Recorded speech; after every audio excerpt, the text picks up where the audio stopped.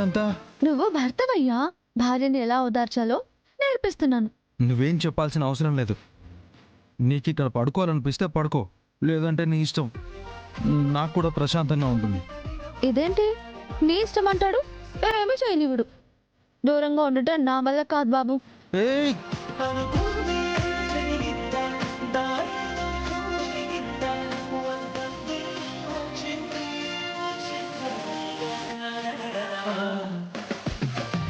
పైకిలే. నేను లేవను. నీకేం కావాలి? ముద్దే కదా. హా,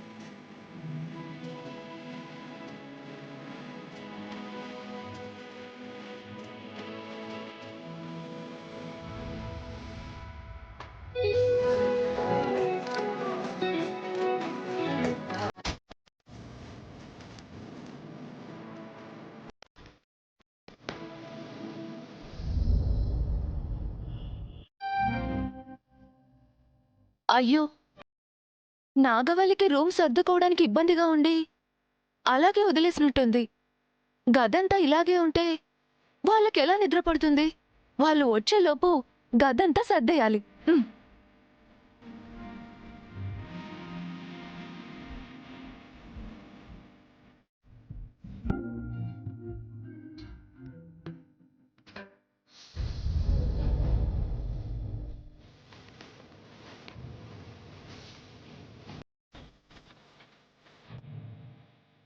కోడలిగా మా ఇంట్లో అడుగుపెట్టి నాకు చాకరీ చేస్తాం అనుకున్నాను శ్రీవల్లి. ఇక్కడ మీ చెల్లెలు గది సర్దుతున్నావా?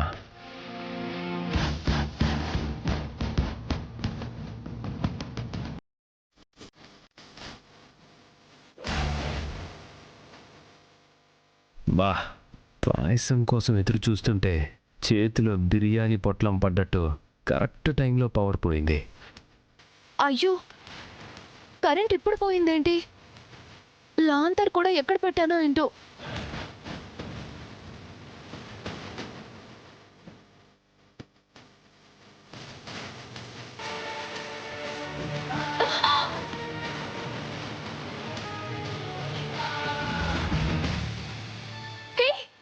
నాగవల్లి, నేను నీ బావనే. గింజుకుంటున్నావు ఎందుకు? వదలు.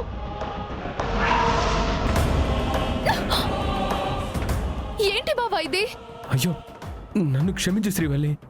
నాగవల్లి అనుకున్నాను. అలా ఎలా అనుకుంటావు బావా? చూసుకోవాలి కదా. అయ్యయ్యో, ఎంత ఘోరం జరిగిపోయింది.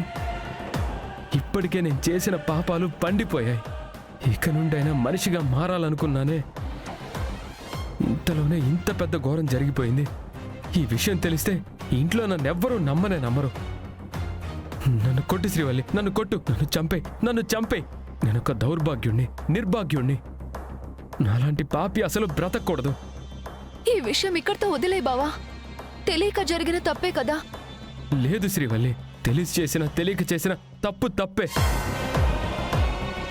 పెళ్లి కాని ఒక ఆడపిల్లని అమాంతంగా హత్తుకొని నేను నేరం చేశాను శ్రీవల్లి. నన్ను క్షమించు శ్రీవల్లి. గట్టిగా అరవద్దు బావా, ఎవరైనా వింటారు. వినాలి శ్రీవల్లి. వద్దు బావా.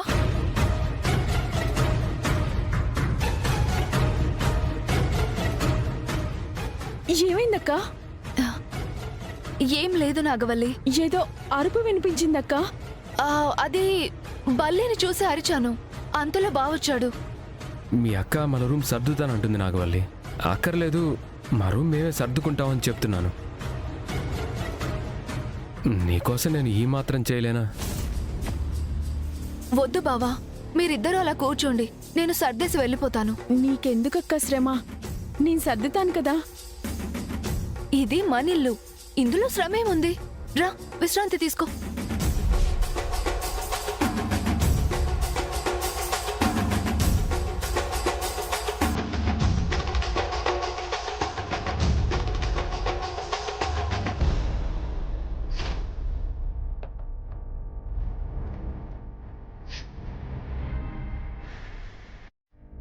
అమ్మయ్యా, రూమ్ ఇప్పుడు నీట్గా ఉంది.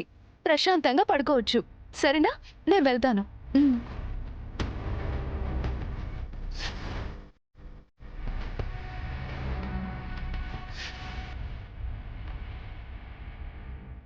రా నాగవల్లి, పడుకుందు కానీ.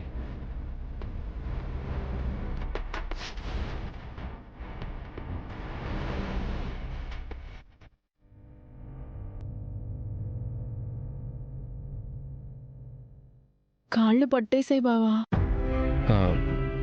కాసేపు కాళ్ళు పట్టమంటావా? పర్లేదు బావా. పెళ్ళాం కాళ్ళు పట్టుకుంటే తప్పేం లేదు. నువ్వు రా చెప్తాను.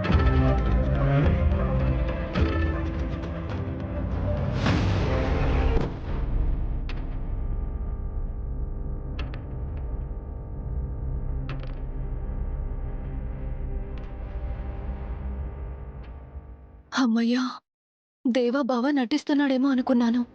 నిజంగానే మారిపోయాడు.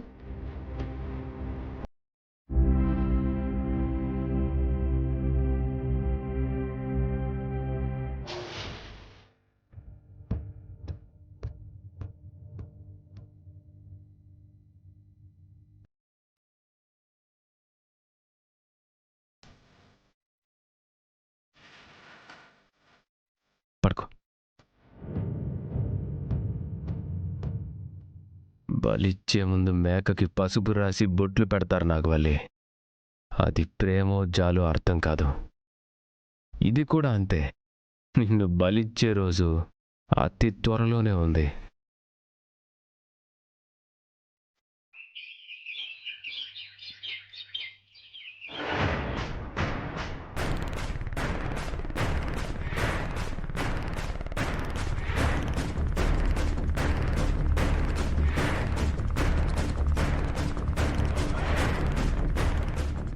పంచాయతీ పెట్టించి నాగవల్లిని ఇంటికి తీసుకొస్తానన్నావు, ఏమైందన్నా?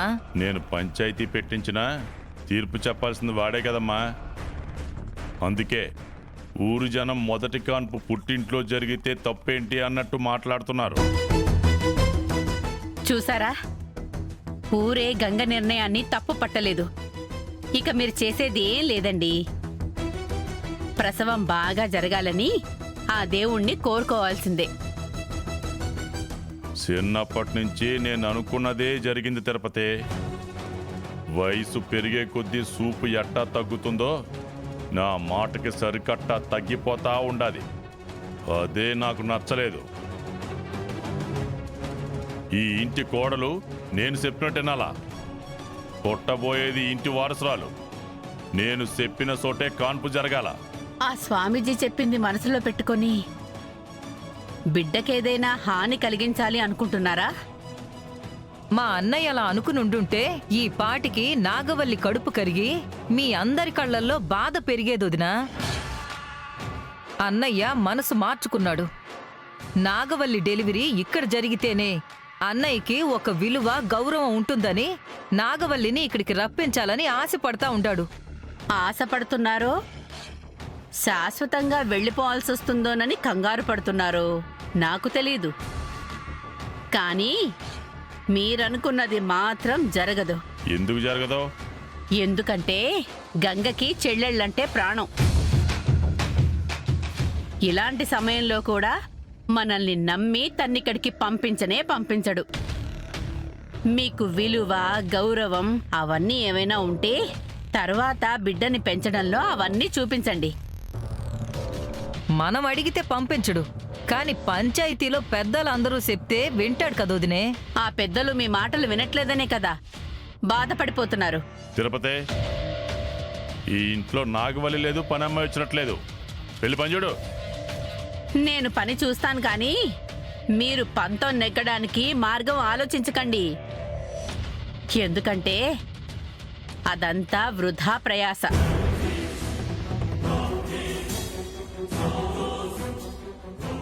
ఆస్తమా వచ్చి ఆయాస పడిపోయే వదిన కూడా వార్నింగ్లు ఇస్తా ఉండదన్నాయ్. అంతా గంగగాడున్నాడన్న ధైర్యం పాపాలు. ఇంతకీ పంచాయతీలో పెద్దలతో చెప్పించాలనుకుంటున్నావు. ఎట్టా చెప్పించేది? ఎవరో చెప్తే గంగ వినడన్నాయ్. పంచాయతీలోనే చెప్పించాలా. అదే ఎట్టా పాపాలు? ఈ రోజుల్లో డబ్బుతో కొనంది ఏదీ లేదన్నా. ఆఖరికి పంచాయతీలో చెప్పే తీర్పును కూడా డబ్బాలో పెట్టి అమ్మేస్తున్నారు. గంగకి సపోర్ట్ చేసే వాళ్ళని మనం కొనేస్తే మన పని సులువైపోతుంది.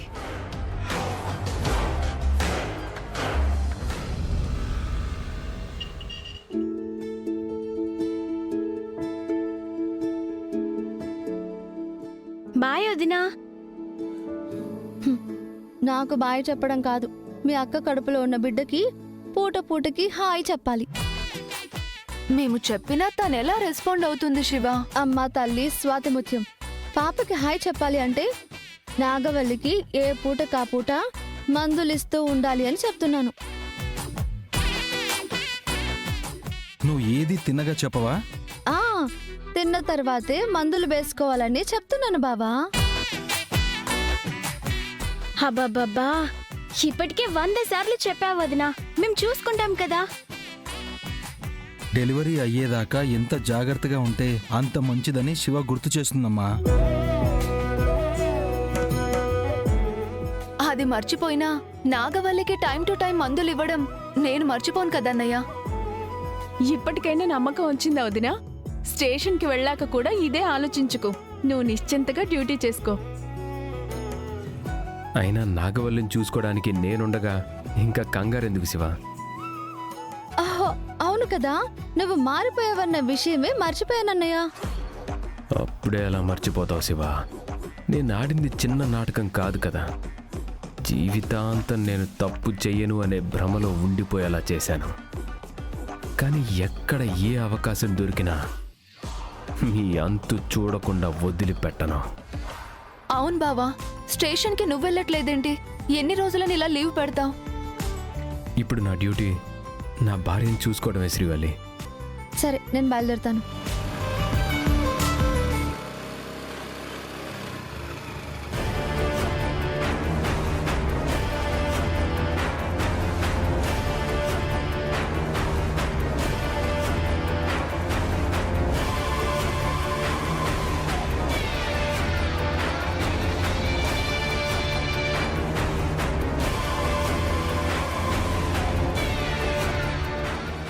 ఏంటి ఇలా వచ్చారు?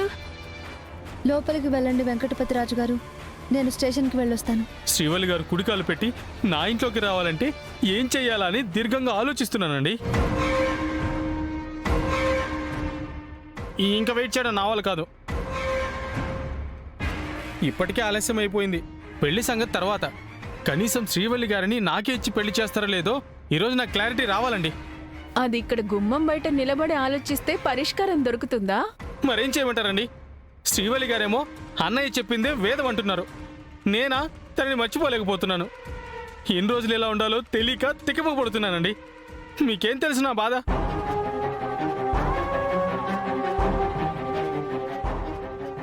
మీరు ఇలా ఆలోచిస్తూ కూర్చుంటే నాగవల్లి అక్క బిడ్డ పుట్టి అది పెరిగి పెద్దదై దాని పెళ్లి కూడా చేసేస్తాడు మా అన్నయ్య. హా? రామరామ, అంత మాట అన్నవేంటమ్మా? ఇప్పటికే ఆలస్యం అయిపోతాను. ఆ రాముడి మీద భారమేసి మా అన్నయ్యని అడగండి. గంగాధరం గారు, ఇవి చేతులు కావు కాళ్ళు అనుకోండి. అటు ఇటుగా ఉన్న దేవగారే మారిపోయారంటే ఇంతగా ఆదరిస్తున్నారు. నేను మొదటి నుంచి మీతో మంచివాడిగానే ఉన్నాను. నన్ను నమ్మరేంటండి? మీకు దండం పెడతానండి. నన్ను మీ కుటుంబంలో ఒకటిగా చేర్చుకోండి. శ్రీవల్లి గారు నాకిచ్చి పెళ్లి చేయండి.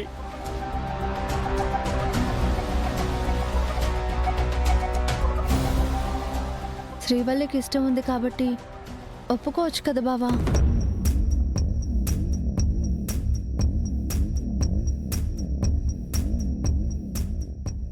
అది నేను పెళ్లి చేసుకోబోయే అమ్మాయి వెంకటపతిరాజు. నువ్వు వీళ్ళ మనస్సు కరిగించేసి పెళ్లి చేసుకోవాలనుకున్నా అది జరగదు, జరగనివ్వను. శ్రీవల్లి గారు కూడా వద్దని చెప్పలేకపోతున్నారు. మౌనం అర్ధాంగీకారం అంటారు. అంటే తనకి ఈ పెళ్లి ఇష్టమనే కదా అర్థం. అది కాదు వెంకటపతి రాజు గారు. మీరు ఆగండి శ్రీవల్లి గారు. మీరెలాగో మనసులో మాట చెప్పరు, కనీసం నన్నైనా మాట్లాడివ్వండి. గంగాధరం గారు, ఈరోజు ఎలాగైనా మీ చెల్లినిచ్చి పెళ్లి చేస్తానని మాట ఇవ్వాలి. ప్లీజ్ గంగాధరం గారు.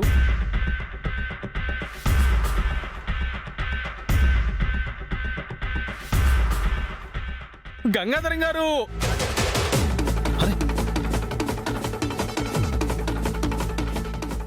ఏం చేస్తున్నారండి? కాళ్ళు వదలండి, లేవండి. నేను లేవనండి. మీరు మా పెళ్లికి ఒప్పుకునేంత వరకు నేను పైకి లేవనండి. లేవను. తప్పు ఉంటే నన్ను క్షమించండి, కానీ మీ చెల్లెల్ని నాకే ఇచ్చి పెళ్లి చేయండి. గుండెల్లో పెట్టుకొని చూసుకుంటానండి. కావాలంటే ఇల్లరికం వచ్చేస్తానండి. పెళ్ళైన తర్వాత తను ఎలా అంటే అలా. తన సంతోషమే నాకు ముఖ్యం. మంచి నిర్ణయం తీసుకున్నారు. ప్లీజ్ అండి, ఒప్పుకోండి. ఎప్పుడైనా ఒప్పుకోవచ్చు కదా అన్నయ్య. అంతలా అడుగుతున్నాడు, కనీసం వాళ్ళ గురించైనా ఆలోచించొచ్చు కదా అన్నయ్య. తొందర ఎందుకు వెంకటపతి రాజు గారు? గంగబాబు ఫ్రీగా ఉన్నప్పుడు చెప్తాడు కదా. ఎన్ని రోజులైనా టైం తీసుకోండి, కానీ పెళ్లి చేస్తానని మాటిస్తే చాలు.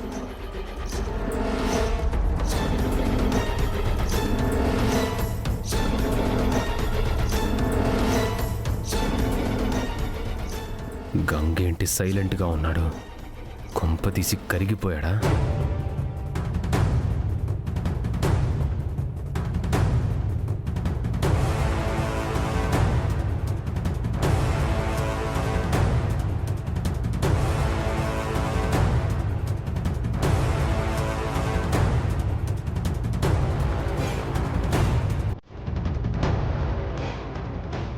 అమ్మా శ్రీవల్లి, అన్నయ్య, శివ, లోపలికి పదండి.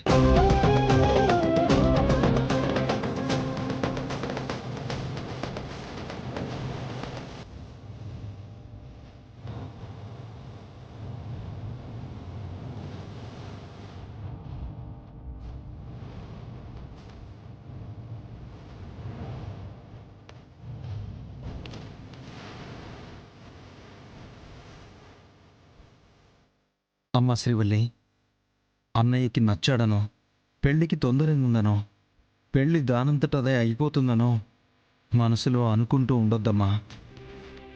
నిజంగా నీకు వెంకటపతి రాజుని పెళ్లి చేసుకోవడం ఇష్టమేనా? బాబా, నేను కూడా సేమ్ ఇలాగే అడిగాను. అప్పుడు ఏం చెప్పింది? ఇష్టమే అని చెప్పింది.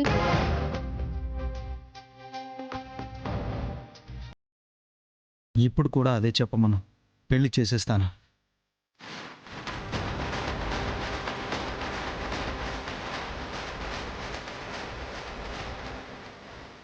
చెప్పమ్మా. ఆయన అంటే నాకు ఇష్టమే అన్నయ్య, కానీ నా పెళ్లి మాత్రం నీ ఇష్ట ప్రకారమే జరగాలి. నువ్వు ఎలా అంటే అలాగే, నువ్వు ఎప్పుడంటే అప్పుడే. అయితే నేను ఇంటికి రాగానే పలకరించడానికి నువ్వు ఉండవన్నమాట. తను ఉండకపోతే ఏంటి బావా, జీవితాంతం నేనుంటాను కదా. నీ చెల్లెళ్ళందరూ పెళ్లి చేసుకుని వెళ్ళిపోయిన తర్వాత మనిద్దరమే ఎంచక్కా హాయిగా ఉండొచ్చు. పదండి, ఈ విషయం వెంకటపతి రాజు గారికి చెప్దాం. పదండి.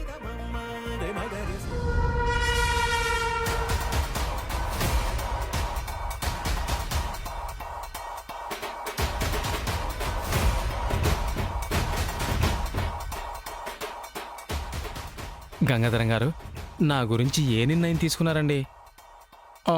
మీరు కాదంటే మాత్రం భరించలేనండి. చచ్చిపోతాను. చచ్చిపోండి.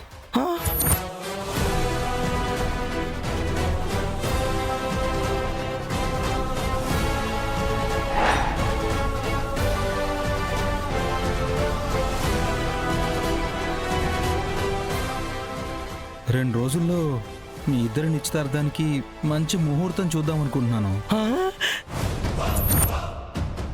ఆ తర్వాత మీ ఇష్టం.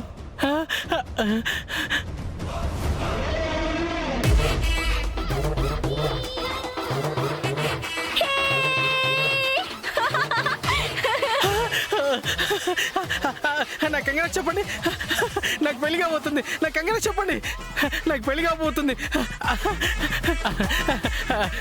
మీరు వద్దులేండి బావగారు.